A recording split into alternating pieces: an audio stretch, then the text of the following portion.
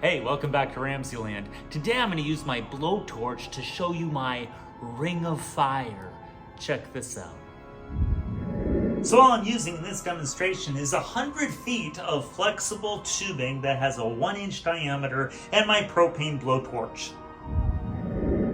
The next step to create your ring of fire is to actually stretch the tubing so it goes all the way around your room. So I'm stretching the tubing around tables to kind of hold it in shape, but I'm literally having it weave all the way around my room, around tables, so it can be seen wherever you're sitting in the room. And then at the end, I have this bottle to have a nice bang at the end. Okay, so I'm going to start filling the tube right here with my propane torch, and I'm going to fill it for about 2 minutes until all 100 feet is filled with gas, and then I'll pull the piezoelectric switch to start the combustion reaction. And I'll try to follow the tube in slow motion around the room so you can see it.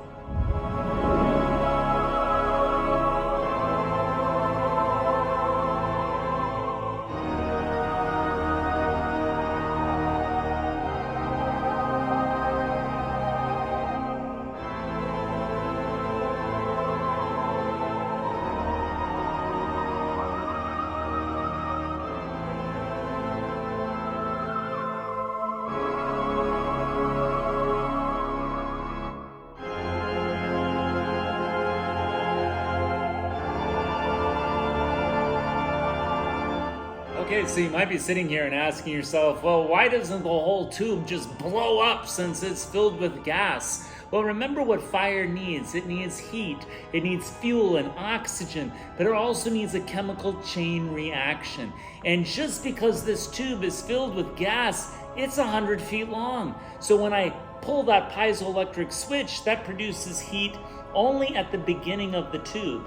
The middle of the tube isn't hot enough for combustion. So that flame travels through the tube because the front of the flame is where there's enough heat to cause that gas to combust. And so it just follows the heat, and as long as the front of that flame is hot enough to combust the gas in front of it, that flame keeps moving forward. But the entire tube doesn't blow up because the middle of the tube or the end of the tube, it's not hot enough for combustion. Until that flame reaches the gas, it doesn't really burn. And that's why it just keeps traveling through the coil after coil after coil, 100 feet of flexible tubing in RamZland.